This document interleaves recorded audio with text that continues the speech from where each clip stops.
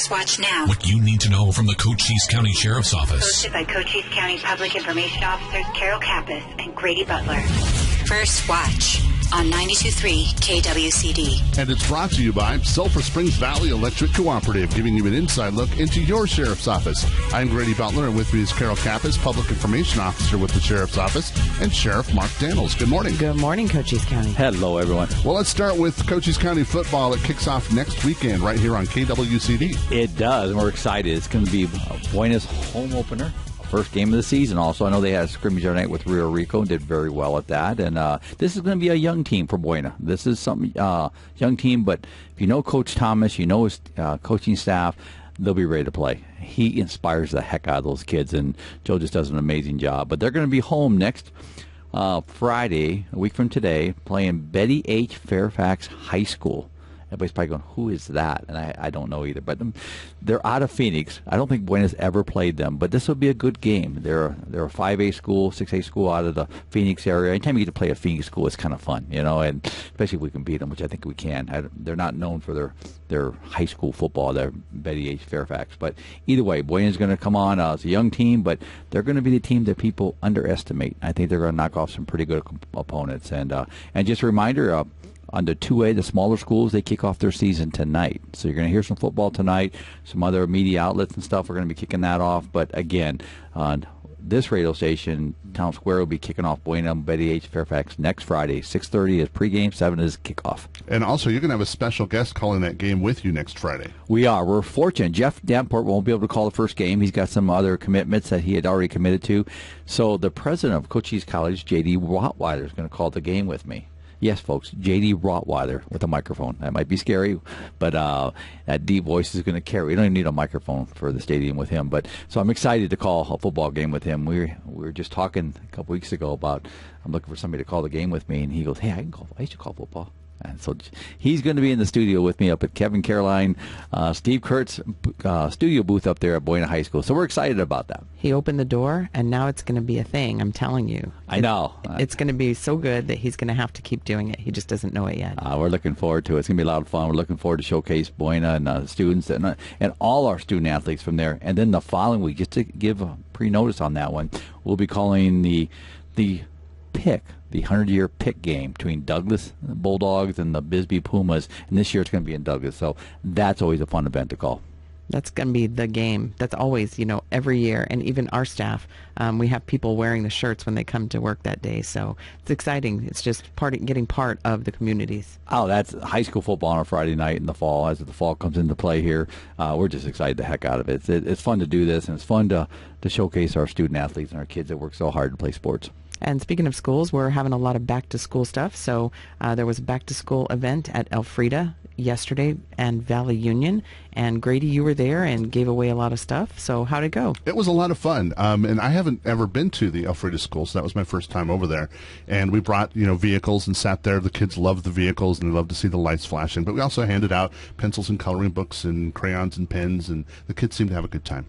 And a lot of that giveaway stuff that you're talking about, Grady, came from a grant last year that we were able to secure through the state of Arizona and the Attorney General's office that allows us for education prevention under drugs, seek opportunities, not drugs, came through that. I think we had $75,000. And Carol, you and your team and Sergeant McNeely went out there and got a bunch of this stuff so we can share with our community. But the big message there is, seek opportunities. Education is the key to that, and avoid drugs. So we're excited to be able to get that out. And also, keeping on the school vein, we've got a roundtable today. We do. We have the 2023 Superintendent's Roundtable, which is being hosted over at the Herald Review building in Sierra Vista. And so we're excited about that. From 8:30 to 12, there's 60-some people attending this, and they're going to talk about a community survey they just did. And this is under Colonel Ives from Fort Huachuca, the garrison commander, and Jackie Clay, and all our stellar superintendents from around the districts here in Cochise County coming together just to talk about the challenges with it in education and how we all, and to include public safety, work better together. Because at the end of the day, we have a responsibility to keep our kids safe, but also make sure they're educated and they become good citizens. As Eleanor Roosevelt said years ago, it's all about making them good citizens. And so when you've been busy with all of this other stuff, this past week you even had a meeting with some judges. So tell us about what you have to do with that. How does that help everybody in law enforcement? Believe it or not, the criminal justice system is pretty complex. We all know that. When you look at from the arraignments to the arrest by law enforcement, the citizens reporting the crime in most cases, to the detentions part of it, the judges part of it, the prosecution, defense, probation's integrated into that. I mean, there's a lot of complexities to the criminal justice system. So we had a meeting earlier in the week with all the judges from Justice Court, Tim Dickerson, our presiding Superior Court judge, my detention staff, which is really instrumental into our criminal justice system, and myself and my jail commander, Kenny Bradshaw. We sat down with the judges, and our goal was to how can we do things better? Because this is all about victims of crimes. How do we protect them and make sure we don't re-victimize them through the criminal justice system? But second to that is we want to make sure that the process works, because if it doesn't, that doesn't benefit the victims, but it does benefit the criminals in a way that if we misstep, they get released. That's a bad thing on us, because that goes back to our reputation. So it was a very good meeting, a lot of debate. I mean, who should do what? But at the end of the day, we came away with some plans to go forward, and thanks to all our judges around the county. They work very close with law enforcement.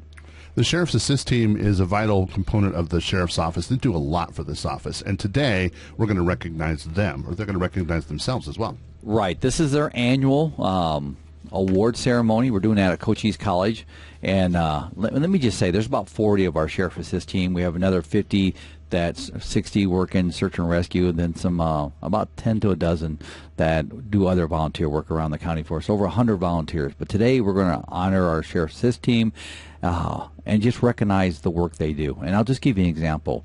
11 years ago, when I became sheriff, they were working about 3,000 to 4,000 hours a year of volunteer service, giving back to the community through the sheriff's office. Now they're pushing 10 all the way up, sometimes 13,000 hours a year.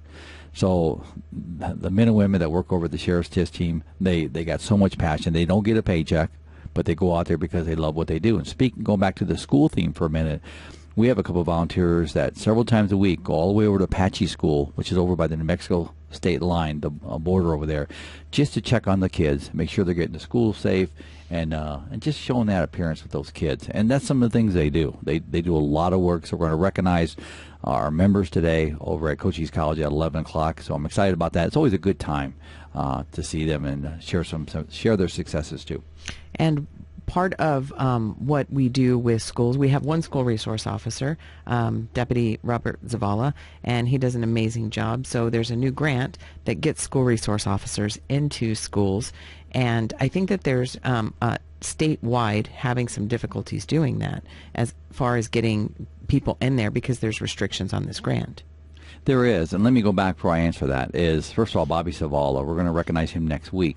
He was a School Resource Officer of the Year for the state of Arizona. He's going to be recognized next week. He does Naco School, and he also does Bisbee High School. And he's from that area. He's retired first sergeant from the military. He's been with us about 10 years, and now he serves on the SRO side. But Bobby, congratulations. And to work with these kids and be recognized by the kids he serves, and that's those schools. I mean, that's an honorable award, and I embrace him and what he does. Yes, this new Department of Education has SRO programs, and Sherry from superintendent from Palomino will be in school district is going to be on here in a few minutes, but we partner with our schools. We need the partnership. You know, we're looking for retired law enforcement officers that say, hey, I can go work a couple semesters at the school, because we'll reactivate the certification, we'll get them trained back up, get them a patrol car, get them down to school. They work with the schools on the objectives of the school as an SRO down there. But it's a shared process that truly keeps our schools safe. And that's what this is all about. So if you're out there and you hear me and you're sitting home going, I missed the work, give us a call at the Sheriff's Department, or go see the Superintendent, Sherry, at Palomino School District, and talk to her, and let's get the process rolling, because we need somebody down there at the Palomino School. And another job opportunity at the Cochise County Sheriff's Office is in our detention. The jail is hiring, and you can start at 18 years old, and it's new starting pay as well. Yeah, new starting pay went to $45,000 starting off, and for officers in the jail, and for deputies too, I'm going to throw this out there, is $55,000 a year starting off. So if you're looking for a career in law enforcement, both are admirable, both are great jobs, and hopefully we're promoting a strong culture here to recruit them and also retain them. It's very important to us. So if you're looking for a job in law enforcement, go online to Cochise County and pull up job opportunities, and you'll see those opportunities out there. Cochise.az.gov. And so getting officers and getting people hired, they go through a process, and people hear maybe Arizona Post or A Post a lot, but let's talk just for a second, because you were at a meeting yesterday. What do they do, and what is that? So Arizona Post, Police Officer Standard and Training, it's an appointed board by the governor of Arizona. It's 3-year terms. I was appointed back in, I want to say 14, 15, I can't remember then, maybe even 13, that I was appointed to sit on this board. And I currently sit, Governor Ducey appointed me as chair of that committee prior to his departure. So I'm chairing the board. But our mission is to hold accountability to the licenses that the law enforcement, certified, sworn law enforcement have in the state. So if an officer gets in trouble, we address it. We address it working directly with our compliance staff up there, the Attorney General, our legal, to make sure that our officers in the entire state of Arizona, police officers, troopers, deputies, are doing the right thing, because it's our reputation too. And it's a tough position to sit on. I wish every law enforcement officer before they graduate sat through a class at AZ Post to watch these officers that have made these mistakes, these bad judgment calls. A lot of them are intentional, and then they lose their license, or they get suspended, or they get revoked, which is a lifetime. We can never be a cop in Arizona. It's no different than an educational board that sits and looks at licenses, or a nursing board for nurses. But our job is to hold our law enforcement accountable, but also provide the adequate training for the state of Arizona. What training is needed? We update our training every year to make sure that they're getting the proper training, and it's actually a very good board to sit on. I enjoy sitting on it.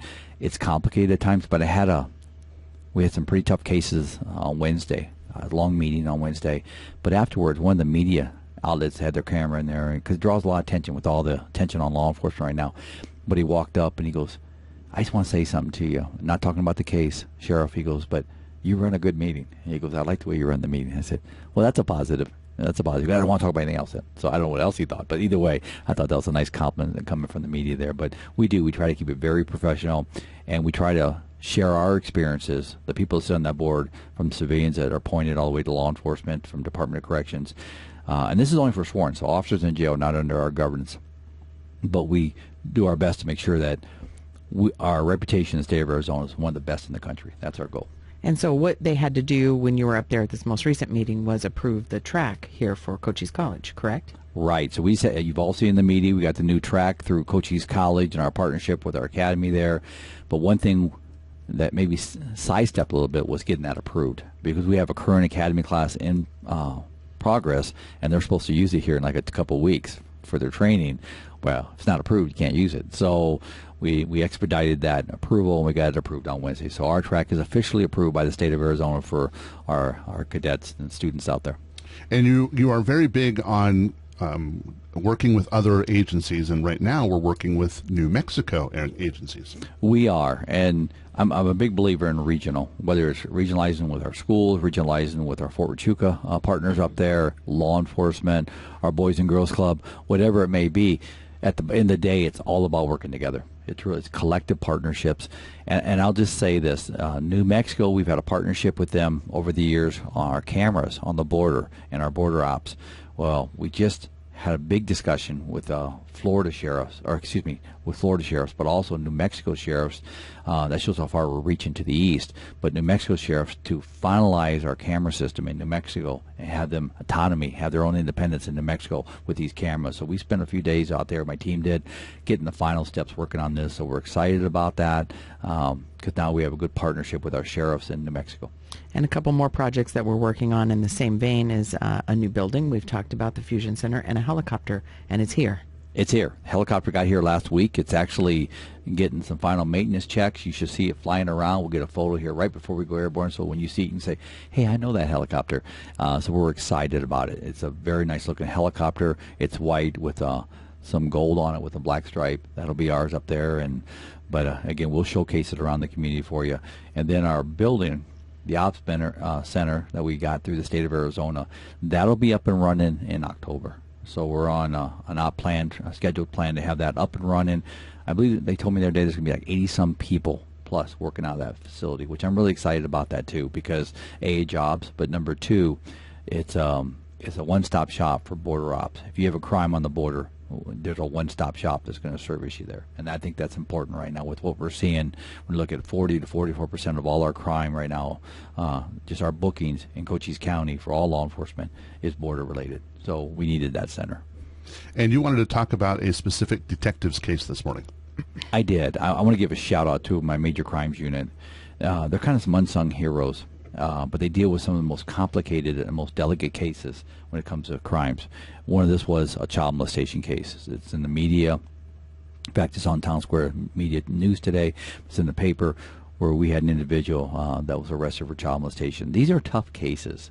And I just want to say thank you to them. I know we just had one a couple weeks ago, too, that they got involved with and was successful in an arrest. And these are tough, both emotionally, but also putting the pieces back together. Because either we're doing a family member involved or kids involved at a school, whatever it may be. So I just want to give them a shout-out and say thank you. We don't talk about MCU, my Major Crimes Unit, much, but they do amazing work over there. So thank you, guys, for what you do over there. And thank you for keeping our community a little safer.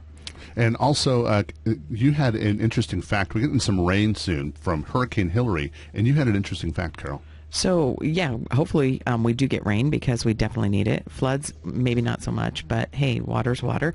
But it's supposed to hit California, and if it actually hits California, it'll be the first time that a hurricane actually hit in the past 165 years. That's amazing.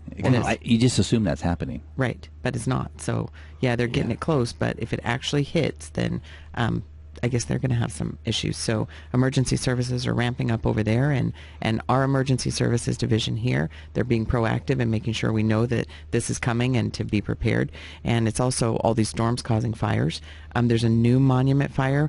Please don't get worried with the name of this one. It is not in the Sierra Vista area, and it's not near any type of populated area, but it's near Chiricahua, and it's southeast of Wilcox. And that was lightning based, wasn't it? Correct. And it's this lightning is still pretty dry out there. We haven't had a very good monsoon season, but yeah, I mean, just be careful out there. And again, fire restrictions are still haven't been lifted in a lot of places because it's still so dry.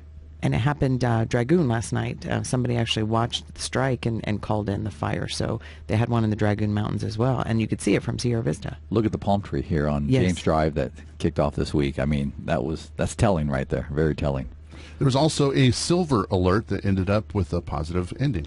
And that's the best part of it right there, Grady. It was positive. I mean, it was on our Facebook page. We had the silver alert out last night, and but he returned home safely, and that's best case scenario for us. It truly, because the longer it goes, as we know, the endings aren't positive. And with silver alerts, and just a little history, and we'll just digress just for a moment, but that's a result of that actual program in Arizona is a result of a case we had at the sheriff's office many years ago.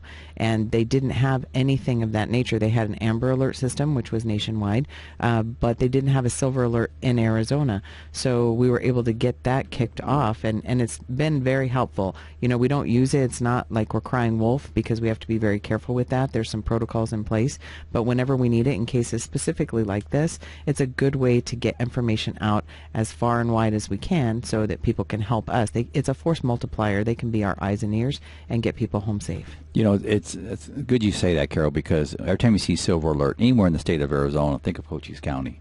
We fought for that after we lost a good citizen here, that there was no silver alert. So myself and at the time Senator Griffin, we took that back and said we need to get silver alert. That wasn't easy. You would think it'd be easy, just like Amber Alert, the sister to this whole program. But we had some fights on that, getting silver alert. So every time you see silver alert or you lose a loved one, you have that resource to help locate your missing person. So the other case law that came out of Cochise County, just a reminder to people that we pushed here in Cochise County was the privacy and protection of autopsy photos. And I won't go into big detail, but 11 years ago, 12 years ago, if you were killed and there was an autopsy and law enforcement or government was involved in it, like a law enforcement agency like Sheriff's Office, that was a public, you can get the public photos. And I said, how wrong is that? How wrong is that? I think it's morbid too, but that you'd be able to release somebody's autopsy photos. And I'm talking to the ill people out there, and you can say, if you think I get them, well, I think you know where I'm going with this. Bottom line is this: unless it's a criminal justice need or a personal need, they should be protected from the public. And we passed that law, and I got beat up pretty hard on that one. Pretty hard. But now there's a law that says you cannot access somebody's autopsy photos unless it's the family or criminal justice. And I'm pretty impressed with that. We talked a lot today about back to school, and the rest of the show is going to be about back to school as well. But let's talk about school buses because they're still out there. You know, and I was following a school bus the other day from Palominas, heading to work, and saw a school bus, and I thought, well, I got a few minutes. So I followed in behind the school bus, and people were actually doing very well with it. Nobody blew the stop sign, which was really good. The red lights are flashing. When those red lights are flashing, or the orange ones when they come out, the amber come out, you need to slow down. That's not an accelerator moment. That's a decline moment. Put your brakes on. But I had nobody violated, which I'm very proud of that. So thank you to our viewers. I'm going to give them a shout out for that one. But I know we have reports in St. David where there's somebody blown by the buses. So we're putting a little attention on that. And folks, that's a zero tolerance. You blow a school bus, you're going to get a criminal citation. I can promise you that. So, and then if you hit a kid, your life will change forever. Slow down. We're never in that big of a hurry. And that's a safety message. Please slow down on that. And so you're following along. We've just been doing school all day long. Tell us about your stop of the week, which kind of dovetails into that. Well, and this, for all our high school students that are heading to school right now, that are listening to 92.3, going, I love listening to the Sheriff every Friday. So let me just say this. Most of you are on a graduated driver's license, which means that's a privileged license. They're privileged all the way through, even once you get past the normal graduated driver's license. But that license is not a right, it's a privilege. And I want to make sure I'm clear on that. Second to that is the stop I made this morning coming over here. Excessive speed, blowing through a stop sign. This was a 16-year-old, just got his license in April. So we had a very, very strong talk this morning to include with his dad on this. And because, listen, I always ask him, do you enjoy driving to school? That's a status thing. I get it. I enjoyed it. We all enjoyed it. But you can lose that very quickly. I told him this morning, if I wrote you 3 tickets for 3 violations that you committed this morning, if I wrote you all 3, you would not have a driver's license right now. So young people out there, enjoy it, smile with it, but please, you got to obey the laws, and you're held to a higher standard with that graduated driver's license. So be safe when you go to school, but make sure you obey all the laws. Well, Sheriff Mark Daniels, we thank you for coming and talking to us this morning. Thank you, Gray. Thank you, Carol. Thank you, everybody. See you all next week. Have a safe week. And Carol, who do we have coming in next? We have Miss Sherry from Palominas School District. First Watch on KWCD Country is brought to you by Sulphur Springs Valley Electric Cooperative. It's First Watch Now. Hosted by Public Information Officer Carol Kappas and Grady Butler. On 92.3 KWCD. And it's brought to you by Sulphur Springs Valley Electric Cooperative. And in the studio, our next guest. Welcome back, Cochise County, and Sherry from the Palominas School District. I almost messed that up a minute ago. So thank you so much for being here. Thank you so much for having me. So tell us who you are and a little bit about what you do. So my name is Sherry Roslick. I'm the superintendent in the Palominas School District. I'm going into my 5th year here at Palominas, and it's just a wonderful community, very connected. We do really great things for kids, and we try to really, our vision in the district is to be the heart of the community, and I think everybody in our district really strives for that. So what schools are in your district? We have Valley View Preschool. We have Palominas Elementary School, which is a K-8, and Coronado Elementary School, which is also K-8. Okay, and so you have a school resource officer grant that we talked about just a second ago. So tell us a little bit about what you're looking for there. Yes, so the grant has been available for the past few years, but I do know that hiring for law enforcement, recruitment for law enforcement has been as challenging as it has been for schools to recruit teachers and other staff. So I had not applied for this grant knowing that. One of our board members, Jean Jufrida, really encouraged me to apply for the grant, which I was happy to do, and I was very happy to receive it. But we really are kind of confronted now with the reality that it's very difficult to recruit for school resource officers right now. And the way the grant is written, I'm very glad that the Arizona Department of Education is providing this funding to schools, but it is limited in how we can recruit for the position. So we would like to see some changes made in that way. It's really not written for rural school districts, who don't have a large stable of people just ready to go. And it's difficult. I think maybe when the idea came through, there was an impression that it would just be your local law enforcement agency that would be able to fill that gap. But even areas like Phoenix, they have over 4,000 certified officers, and then if they were to do this, they would definitely be, down in the hole, because they're still recruiting people themselves. They only have a little bit over 3,000 officers, and so they really don't have the ability to take someone from the road and put as a school resource officer. So you're right. I think it needs modifications in the future, but right now, I think there's a lot of things that hopefully we can do if there are retired people that are looking to go back to work and work with kids and just be great role models. Yes, absolutely. We would love to have a school resource officer to be there, be a consistent presence on our campus, really build those connections with kids, build those connections with families, so that there is that positive face for law enforcement at the schools, instead of only coming in when there's an emergency. And let's hear about the theme for the schools this year. Absolutely. So our theme this year, every year we start the school year with a new theme. This year it's Building Bridges, Connection, Consistency, and Commitment. So what we're doing this year is trying to emphasize the importance of connections, consistency, and commitment in achieving success and fostering a positive learning environment. This theme encourages all of us, students, teachers, and staff, to forge strong connections, maintain consistency in our efforts, and stay committed to our goals throughout the academic year. And in my position, that really means making sure I'm making these connections with the community and getting all of the resources that are available to us, and how can we also serve our community. And the Boys and Girls Club is going to be in a little bit later, and I know we're getting a connection right here in the studio with them. Absolutely. I was so pleased to see Boys and Girls Clubs here in the studio. Because we have been working with Boys and Girls Clubs to try and make a connection for our aftercare programs. And so we will be working with them this year to try and obtain grants so that for the 24-25 school year, we can be up and running with really quality after-school programs through the Boys and Girls Clubs down in Palominas, which we think will also bring some other opportunities for our Palominas children to do different sporting events and teams and things like that. So we're very excited to see if we can get this moving. And looking outside of the box, you also have another project called Navigate 360, and you hear that in different venues, I guess. So what is Navigate 360? So Navigate 360 is a platform that actually Jackie Clay in the county superintendent's office and Sheriff Daniels have been working on, as well as Cynthia Myers. She's been an incredible person in this whole project. So this is a platform that will give us immediate connectivity to the Sheriff's Department in the event of an emergency. It will provide the Sheriff's Department with maps to all of our schools with real-time data about what might be going on in an emergency. It will allow anybody on our campus, any employee on our campus, to activate a lockdown, to call for the emergency straight from their cell phone, from their computer. It will provide real-time information to first responders in the event of emergencies. It will provide us really, really great ways to get kids back to their parents after an emergency.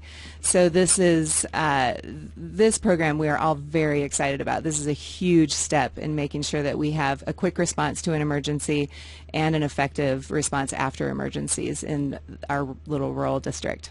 And you also wanted to give out a shout out to the first responders. Absolutely.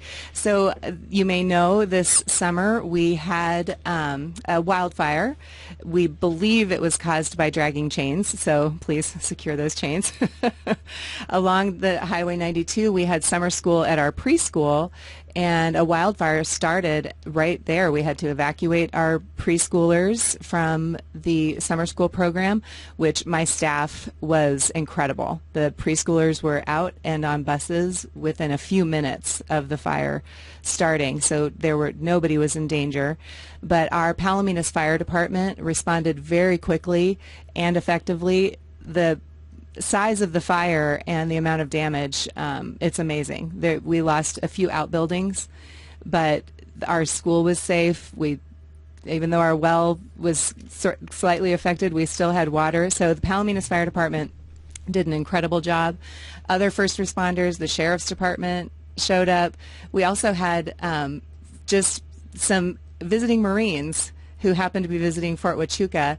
They just happened to be driving by. They came in to see if there was something they could do. So everybody in that first responder, law enforcement, fire, all of those folks responded quickly, effectively, and we are very, very thankful. Well, Sherry, we thank you for coming and talking to us today. And did you want to throw out any contact information for the Palomino School District? Certainly. You can find us on Facebook pages. All of our schools have their own Facebook pages, and the district does as well as our food service department. So you can look us up on Facebook. And Carol, who do we have coming in next? We have Jay from the Boys and Girls Club. First Watch on KWCD Country is brought to you by Sulphur Springs Valley Electric Cooperative. It's First Watch Now. Hosted by Public Information Officer Carol Kappas and Grady Butler. On 92.3 KWCD. And it's brought to you by Sulphur Springs Valley Electric Cooperative. And in the studio, our next guest. Welcome back, Cochise County, and welcome back, Jay from the Boys and Girls Club. Thank you so much for having me. So you've been here a couple times, and we appreciate that. But tell us all about what the Boys and Girls Club is and what you do. Yeah, so we are an after-school and summer program that provides care for 1st to 12th grade youth. We do everything from sports, definitely education, arts, technology, and career development. All those things we focus on with the kids, including character and leadership development. So we pack all that into our after-school program in a fun way that doesn't feel like, it's school part 2. Because, kids go to school for the first part of the day. They come to the club, and it's not school part 2. But we start instilling learning processes and ways for the kids to move towards a great future within our program. So it's not just playing around. You actually do have like mentorship, and you have homework assistance, tutors, things like that happen. Absolutely, yeah. So Monday through Thursday, every single week, we have a program called Power Hour. And what happens to that program is everything else in the club kind of just stops. All the basketball stop bouncing, and the pool tables stop being used, and maybe the games and stuff on the computers is not being used so much, and we focus on homework. So either focus on the homework that they have, or we talk to the parents and to the kiddos, and sometimes even their teachers at the schools, if we have that permission, and to be able to work with them in areas that they need so they can progress there. And that's one of the biggest things we've done, especially, you guys are probably aware, but since COVID, it's still an impact from the hit it has on education. So we're still chugging along because at the Boys and Girls Club, we truly believe, what happens at the school day and then after school day is how the kid moves for a successful future. So we really partner with the schools. You just heard from Palomino and the great things that they do during the school year, and we partner with them to make things better after school, to make sure they can be on the right track to progress to the next grade level on time and graduate. And what's neat is people are proud to be a Boys and Girls Club alumni. Yeah, absolutely, and I'm one as well. And majority, 90% of our staff are full-time, or 90% of our full-time staff are alumni as well. And it's a weird way we just come to keep back. But I think that's the important thing about the program. This teaches you how to give back to the community, and makes it fun, and makes you want to do that, and instills those values in you at a young age. And you guys raise money throughout the year because you're not funded by like the National Boys and Girls Club or anything, right? Right, yeah. There's a misconception that, because there's a Boys and Girls Club of America, and they fund us, and that's how we provide to the, services to the kids in the community. But it's the other way around. We pay them to have the name, and, they provide some great resources for us, don't get me wrong. But we are funded locally, definitely. So how do you raise some money? So we raise money through fundraisers. So this might be individual giving from generous people in the communities, businesses as well. But our next event coming up is our golf tournament. It's called Golf for Kids, and this is our 4th annual tournament. So it's a fun tournament. Come out and play games. It's not your typical golf tournament. So on one of the holes last year, there was a cannon on one of the holes. So instead of swinging your driver, you got this cannon, and you get to shoot it towards the hole, 300 yards away. You know what I mean? So it's a different spin on the tournament, but it's fun. It's a fun and it's a great time. So what we need there is, if you're interested in playing golf, whether you're competitive or you just want to have a good time and support kids in the community, this is the perfect tournament for you. And when is it? It's September 1st, the Friday of Labor Day weekend, and you can find more information on our website on how to register, bgcsvaz.org. And also on top of that, we have an online auction that whether you're a golfer or not, you'll find items on there for you. And you can do that online from your home, and that's it. And so you have a lot going on right now, especially with back to school. Yeah, absolutely. So we work with the school districts as well because they have their open houses and they have their own back-to-school events, and we participate in those, especially at Carmichael, just to jump on that because we have 2 locations. We have our standalone clubhouse, what we call the traditional Boys and Girls Club, and that's our building over on Paseo San Luis with the gym and the tech lab and, the art room and the teen room and all that fun stuff. And then we have a second site that's at Carmichael Elementary School, and hopefully this is what we're looking to replicate over at Palomino School District. But we have our own school classes over there. We share their gym and field along with all that too. So, but yeah, we have a lot going on with back to school, and we also have our own back to school things where we're giving out backpacks and crayons and all that type of stuff. And it's a big help to a lot of people in the community this year, including Walmart. So who is eligible to take part in the after school programs? So if you are in first grade, second grade, all the way to 12th grade, you are eligible, right? So our whole point is to make sure we provide after-school services at affordable cost to families, right? And we try to turn no family away due to financial restraints. So anybody who is looking for after-school care, whether you just want somewhere for your kid to learn and play, or there's specific things that you want the Boys and Girls Club to help with, whether it's education, sports, we can provide that for you. And how do we get people to go do that? So you can do that by going to our website, bgcsvaz.org, and also you can see a lot of the stuff on Facebook and Instagram, social media, in those ways. All right, give us the webpage one more time. bgcsvaz.org. Well, Jay, we always appreciate you coming and talking to us. Thanks for having me. And Carol, how do they get a hold of us at the Sheriff's Office? So reach out at Cochise County Sheriff's Office, Sheriff Mark J. Daniels. That's our Facebook page. That takes you to links to our Twitter and our Instagram, or cochise.az.gov/sheriff, or give us a shout at 520-432-9500. First Watch on KWCD Country, brought to you by Sulphur Springs Valley Electric Cooperative. You've been listening to First Watch with the Cochise County Sheriff's Office. Hosted by Cochise County Public Information Officers Carol Kappas and Grady Butler. Join us again next Friday morning, 7 to 8 a.m. First Watch. What you need to know from the Cochise County Sheriff's Office. Only on 92.3 KWCD. Careful.